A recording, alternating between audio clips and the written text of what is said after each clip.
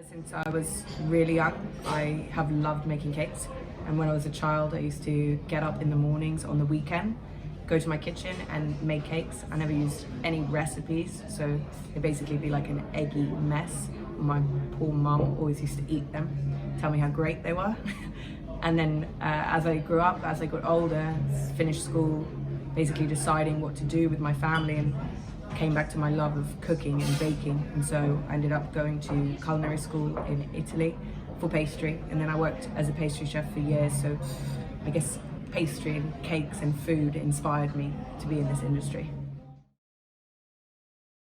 So I recently started a new role as a head waiter in a pub at Hyde, and I've faced a lot of challenges since I started, but the main ones are being trained on running a section and learning to communicate with everyone. So obviously you're communicating with your chef de rang, communicating with the kitchen, with sommeliers. For me, it's been quite overwhelming. I've been learning a lot and I've been getting that.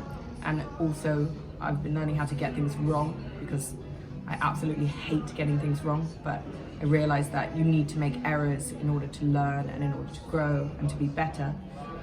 And it keeps me going because I really want to be the best. I want it to feel so natural when I work that it's like breathing. And so, yeah, you have to learn and make mistakes in order to get there.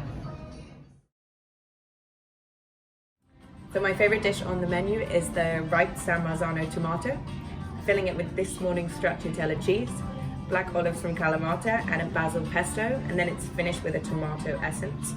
I just love the reaction that this dish evokes from guests. It seems pretty simple. You put it down and it's not that they're underwhelmed, but they're not overwhelmed by the dish. And every time I come back to a table, this reaction is the same. Like, they're just blown away by how you could take something so simple and make it taste so amazing. And I feel exactly the same about this dish, and I love it. I started my career as a pastry chef, and I've always loved food.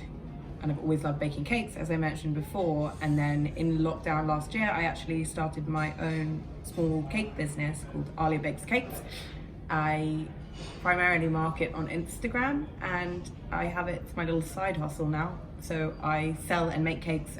I dropped down, I only do like 2 a week, but I was doing up to 10 cakes a week.